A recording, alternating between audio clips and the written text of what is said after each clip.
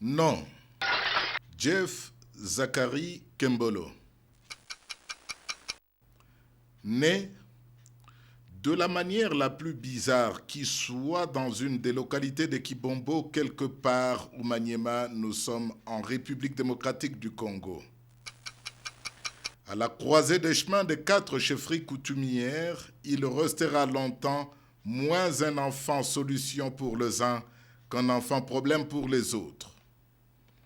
Scellé dans la principauté avant de voir le jour, il se surprend à exécuter des pouvoirs dont il ne comprend rien, ou presque. Témoignage. D'une initiation à une autre, c'est presque accidentellement qu'il découvre les études. Le choc de la modernité sera le premier questionnement de la vraie réalité des pouvoirs qu'il était censé incarner. Au détour des échecs scolaires successifs et de l'ouverture de plus en plus béante du gouffre dans lequel il s'enfonçait lentement mais sûrement, une fille, une femme, une fiancée d'un espoir oublié l'attire et lui résiste. Il la suivra pour découvrir et s'écrouler au pied du Dieu du combat spirituel. Un Dieu qui le relève et lui donne une mère, Elisabeth Olangui, et un père, Joseph Olangui, et une spiritualité dans laquelle il ne sait encore où il s'arrêtera tant il a encore à se repentir. Lui.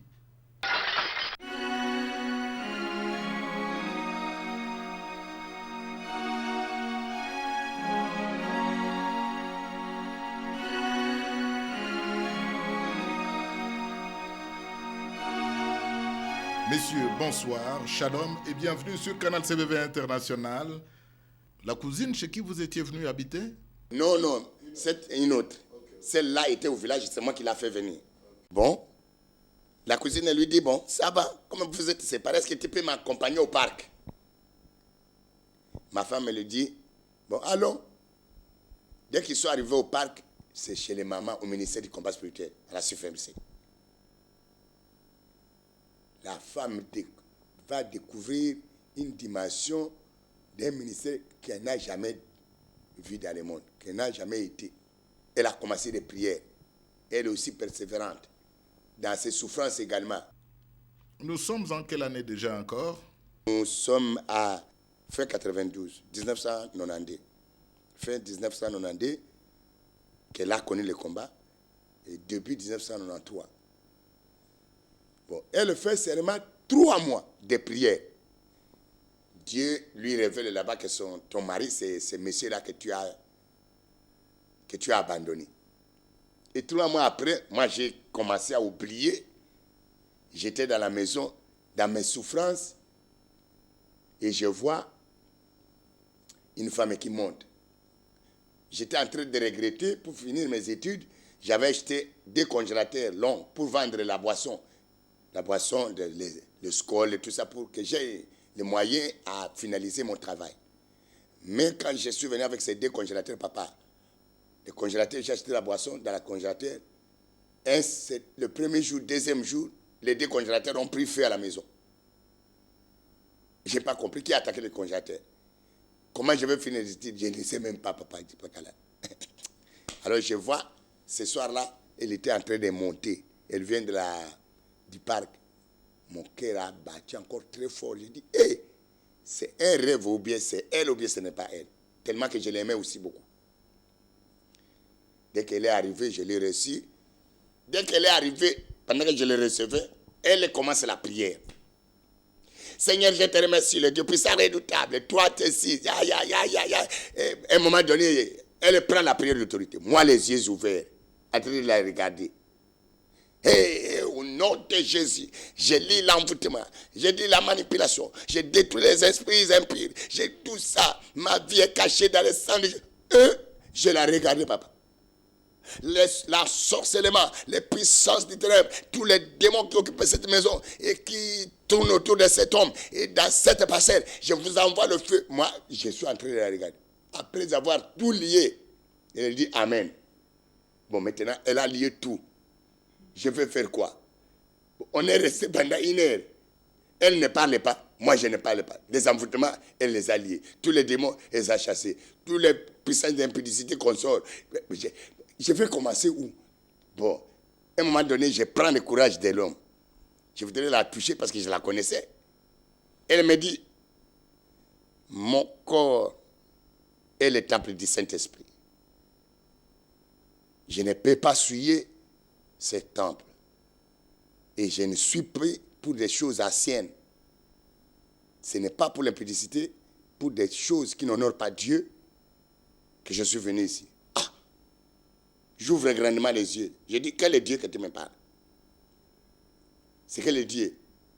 Elle me parle. Ça me tourne en tête. Je dis, quoi? La fille ici, je la connais très bien. Elle aime aussi souvent ces choses. Mais d'où vient qu'elle a complètement changé?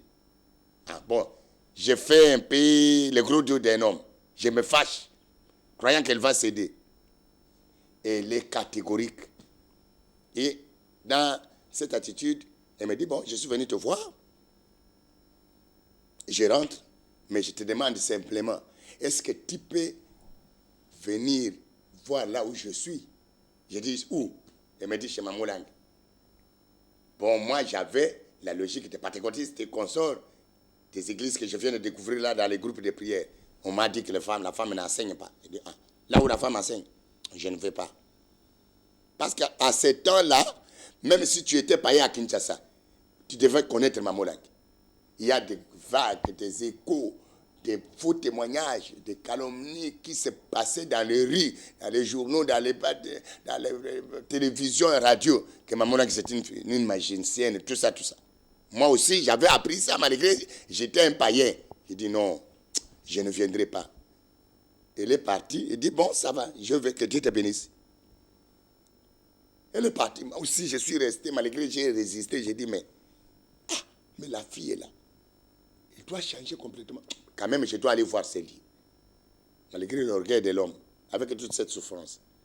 C'est comme ça que je suis allé à l'IBTP. Un soir, je revenais de l'IBTP. J'ai dit, bon, je passe au parc. Je suis passé au parc et je trouve que c'était la journée, une journée mixte. C'est Papa Lambert qui était en train d'enseigner sur l'histoire de Moïse. J'entre, cet homme me décortique toute ma vie. Toute ma vie alors. Moi qui étais d'abord à la porte, qui disais, mais qu'est-ce que la femme ici m'a amené ici? Je suis arrivé avec les yeux d'impudicité. J'ai dit, mais elle m'a fait gros dos. Mais je vois ici des belles femmes avec des jeeps, des robes, très propres et très soignées. Alors, elle a fait une erreur pour m'amener dans ces milieux. Alors ici, j'aurais même 5. Ça, c'est à la porte, papa. Mais quand on m'a récolté, on m'a décortiqué dans l'enseignement, moi qui voulais faire gros dos à la porte, la façon dont je me suis retrouvé devant, je ne sais pas. Au moment de la repentance, habitude du ministère du combat spirituel, même l'enseignant, l'enseignante, le modérateur, tout ça, commence à s'enrouler par terre en train de prier, pleurer. Et moi qui ne sais même pas comment on pleure et tout ça, l'enseignement m'a frappé. J'ai commencé à pleurer à genoux, devant Papa Kalal. Et ce qui m'a pris pour pleurer, je ne comprends rien. Ce qui m'a amené jusque devant, je ne comprends rien. Alors au moment que nous étions en train de pleurer, avec la parole que je n'ai jamais attendue ailleurs, ni aucune. C'est ce qui m'a frappé. Ça c'est 1. Et 2, quand les gens ont commencé à pleurer, moi aussi je pleurais par rapport à l'enseignement. Ce qui me poussait à pleurer, papa, je ne comprends rien. Pleurer amèrement alors. Alors c'est ça dans ces pleurs que j'ai attendu une fois. Pendant que vous pleuriez. Et pour la première fois. La voix dit ceci. Répands-toi. Répands-toi. Très fort, hein? Je crois, la voix que j'ai attendue, c'est semblable à la voix du prédicateur. J'ouvre les yeux, papa. J'ai cru que c'est le prédicateur. Mais là, devant, le prédicateur s'enroule avec ses vestes sur la terre. En train de pleurer aussi. Je ferme les yeux encore. Dès que je ferme les yeux, je commence à pleurer. Et la voix répète encore, répands-toi sincèrement. Répands-toi. Alors, j'ouvre les yeux, je me lève, je dis, est-ce que moi, les voix des ancêtres, ça fait très longtemps. Même la voix que j'attendais de mon père, ce n'est pas comme ça. Parce que quelquefois, j'attendais les voix des gens qui m'appellent. J'attendais les voix des gens qui passaient en cours de route. Si nous sommes à 5 heures autour d'un feu, je vais attendre les pas des hommes qui passent et des femmes et qui passent en train de rigoler. Ils étaient sur une incursion et le matin, ils doivent rentrer à la forêt sacrée. Mais cette voix que j'ai attendue, je ne l'ai jamais attendue ailleurs. Alors, je dis, mais qu'est-ce qui est ici? Avec les raisonnements cartésiens, un scientifique, et surtout de la science pure, je ferme encore les yeux, et cette voix reprend avec une précision. Il dit ceci. Répands-toi. 1. Tu as trompé que tu as une femme. Et à cause de cela, tu as des femmes de nuit et des enfants de nuit. Tu es un menteur exceptionnel. Tu as dit que tu as des maisons et consorts. Tu n'as ni maison ni rien. Tu es errant. La voix m'a parlé. Tu as fait ça. Répands-toi. Si tu te répands, je te ferai marier. Tu auras des enfants, tu auras des maisons. Et tu connaîtras que je suis. Papa, j'ai écrit ça. J'ai ce témoignage ici au bureau. Mes anciens cahiers. De 80. Donc, pour moi, c'est le début 93. Janvier 93. Que je suis allé au combat. Sur l'invitation de ma femme. Alors, après avoir écrit ça, qu'est-ce qui s'est fait quand j'étais à l'université? Un jour, au campus, j'avais manqué un examen d'anglais avec un ami. Et puis l'ami, comme on s'aimait beaucoup, lui était dans cet examen. Comme je n'y étais pas, il fallait qu'il ment au professeur que non, Jeff n'est pas venu parce que sa femme a accouché à Mamaïmo. C'est comme ça qu'il n'est pas venu. Afin que j'aie accès à cet examen. Pendant qu'il a fini à mentir, c'est alors que j'entre. Il me voit loin dans la fenêtre et il court vers moi pour me dire, si tu me contredis, et toi et moi, on aura 0 sur ce cours. Faute de quoi, on nous chassera. Nous ne serons pas délibérés. Donc, voilà ce que j'ai dit. Ah, ça c'est un petit problème. J'ai frissonné les cheveux, je me suis dépouillé dans la chemise, dans les pantalons, manière de porter, comme celui qui est dans la joie, comme celui qui est ivre. Je suis entré dans la salle, le prof au tableau est en train d'expliquer, il me dit, mais toi, on m'a dit que tu es à Mamaï, ta femme a accouché le bébé. Oui, prof, ma femme a accouché un bébé, une fille. D'ailleurs, son nom, c'est ma sœur Pauline, ma collègue qui est ici devant. Je lui ai donné l'homonyme. Le nom, elle a un homonyme. Toute la salle a crié. La pauvre Pauline, après l'examen, il sort, il cherche les poudres de l'enfant, les histoires des enfants, les habits, tout ça, papa, les savons, tout ça. Elle me donne. Il dit, va donner à mon homonyme. Je vais avec ça, j'arrive au quartier, je vends ça, je prends l'argent, je mets dans mes poches. Et chaque année à l'université, quand tu me demandes la deuxième gosse, quand tu me demandes la troisième gosse, et j'ai donné le nom des amis de l'école. Et ces amis-là achetaient des histoires. Et un jour, papa, des amis décident pour aller voir, là, et aussi pauvre Pauline, pour aller me voir à la maison. Et ce même jour, comme le diable est toujours un meilleur stratège, une cousine qui était à Kananga, qui avait 3 gosses. Elle est arrivée à Kinshasa et elle a décidé d'aller voir son yaya, qui est à l'université et qui habite Mongafula. Elle est venue avec ses 3 enfants. La première, une fille, deuxième, un garçon, troisième, une fille et un mère. Et dès que elle était venue préparer pour moi, dès que j'ai vu mes collègues de loin, je me suis levé, comme c'est une pente. Je suis allé les rencontrer un peu loin. Dès qu'ils m'ont vu avec les enfants, les enfants aussi m'appelaient papa, papa, papa. Ils ont dit, oh, des beaux enfants, Dieu fou. Où est madame? Ma cousine est entrée, elle donnait le dos à la porte. J'ai doigté ma cousine par les lèvres. Ils dit, Ils sont montés, ils arrivent là-bas. La cousine aussi, très joyeuse, très contente, parce que les collègues de son frère sont venus de l'université. On l'appelait madame. Madame, comment ça va? Très gentille, elle a couru chercher les sucrés, parce qu'elle est venue me trouver dans le désert. Ils ont bu du sucré, papa. Ils sont rentrés, propager les nouvelles là-bas. Nous avons vu la maison de ces messieurs. Nous avons vu sa femme et ses enfants. Il faut les soutenir. Vraiment, pendant ce temps, on avait arrêté la bourse. Au temps de Kengo et de Kabaïti. La bourse et notre transport. Et on commençait à acheter des sacs de riz pour moi, pour les enfants. Des sacs de foufou, de manioc, de maïs, des gobelets, du lait. Ah, là, vous avez fait quand même un détour au parc. Non, là, on n'est pas encore allé au parc. Alors voilà, ça, c'est quand je suis au parc, ça c'est Dieu qui me rappelle de ces événements que moi j'ai commis avant d'aller au parc. Cette voie-là. À des choses qui sont réelles que moi j'ai commis. Alors, voilà là où j'ai eu des femmes de nuit. Et les jours là que tu as dit que tu as une femme et des enfants, tu étais déjà marié à plusieurs femmes. Ajouter ce que toi tu avais auparavant au village.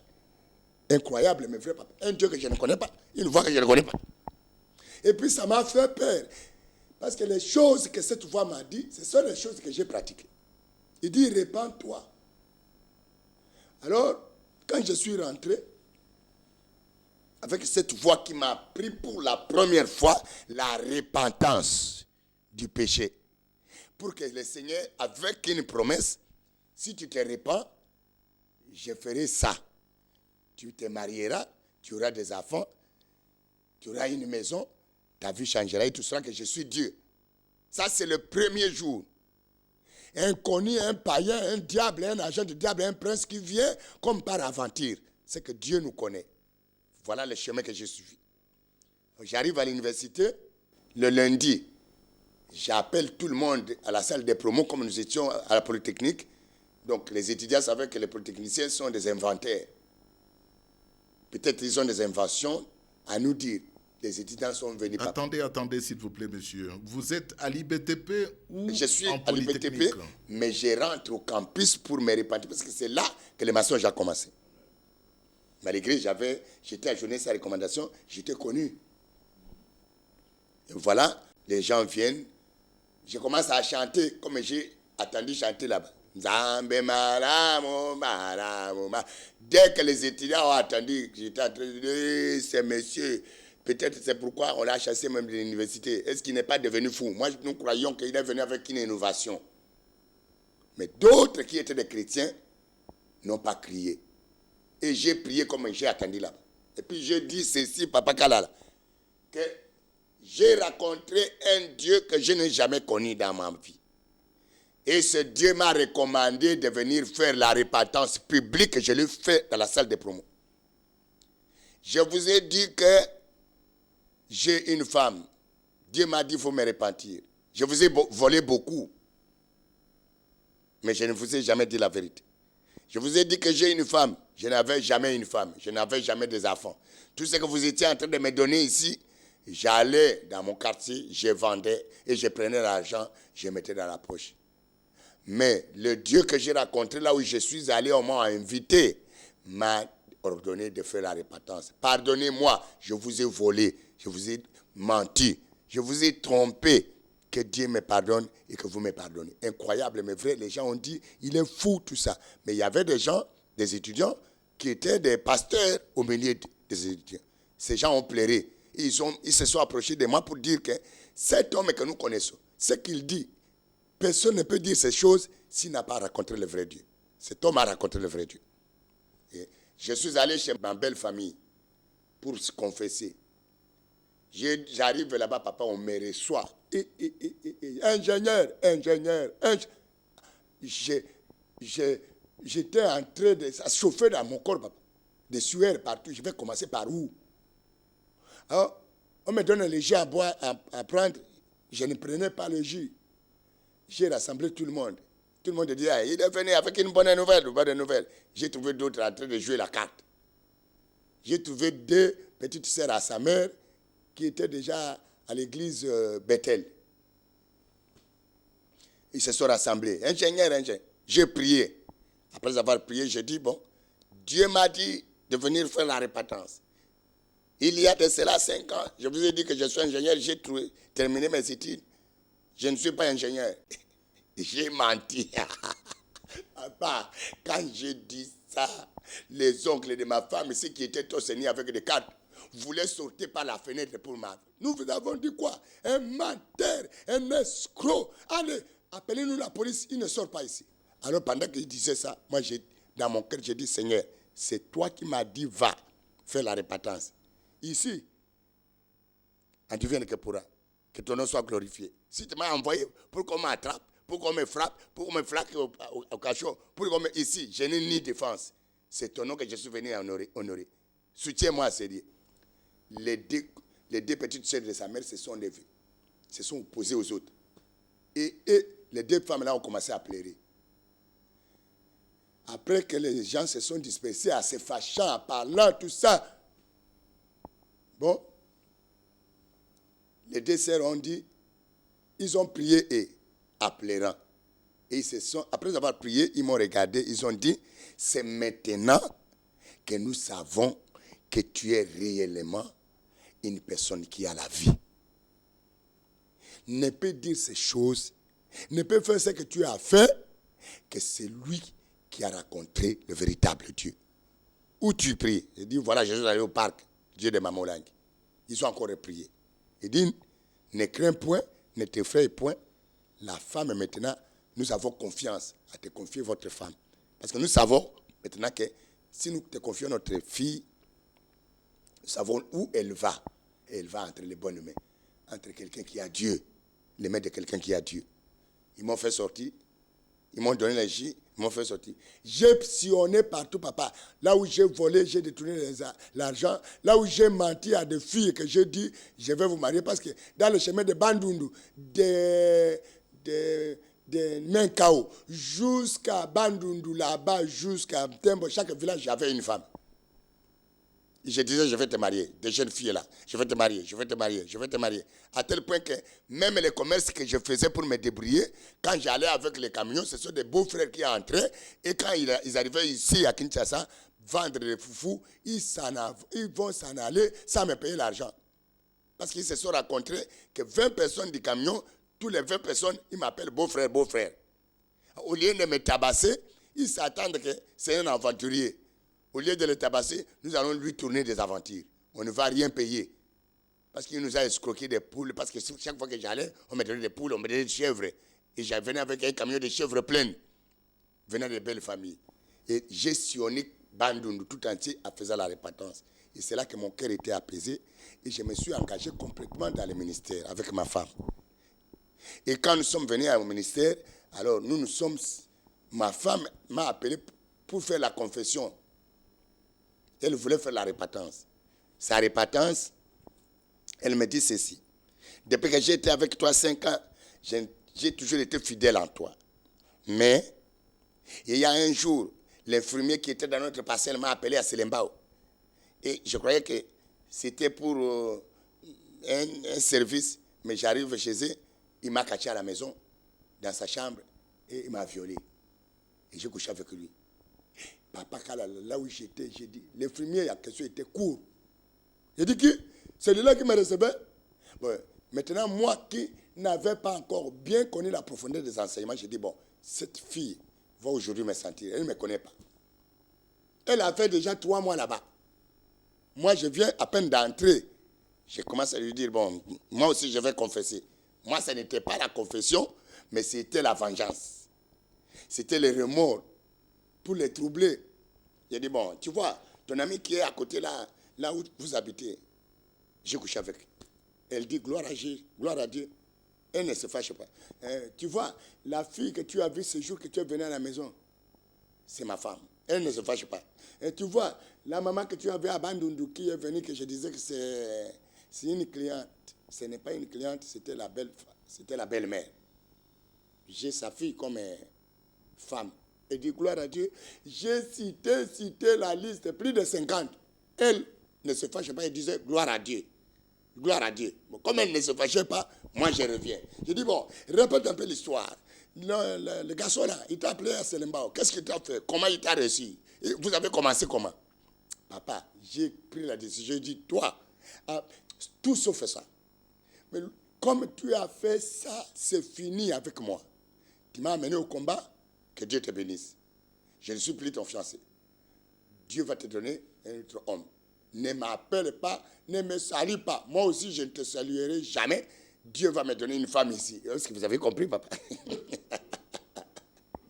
Elle dit, si c'est à cause de la confession, à cause de ma repentance, que cela m'arrive, gloire à Dieu, mais tu n'es pas mon ennemi, tu es mon frère en Christ.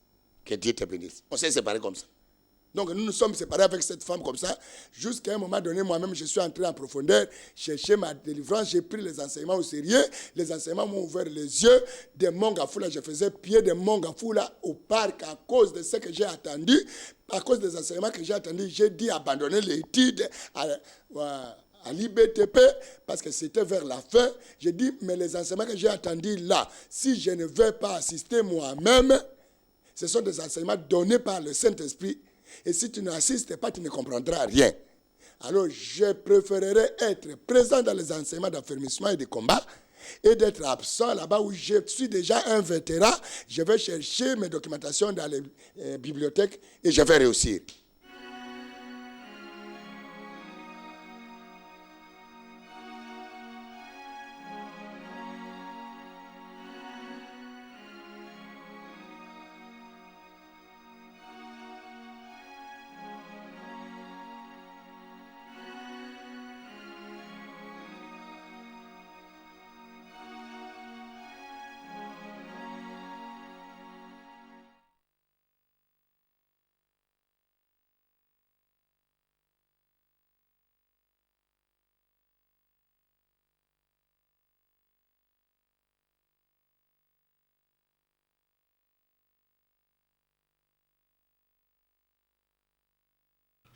Non.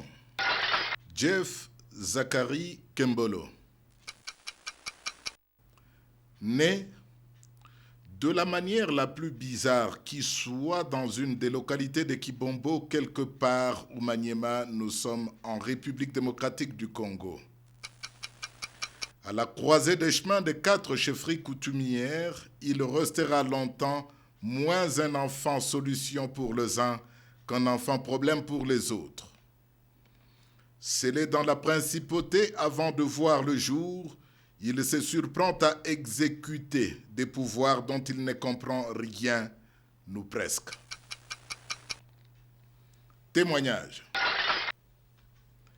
D'une initiation à une autre, c'est presque accidentellement qu'il découvre les études.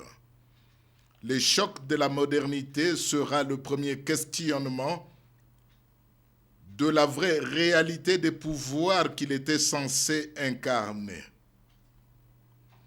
Au détour des échecs scolaires successifs et de l'ouverture de plus en plus béante du gouffre dans lequel il s'enfonçait lentement mais sûrement, une fille, une femme,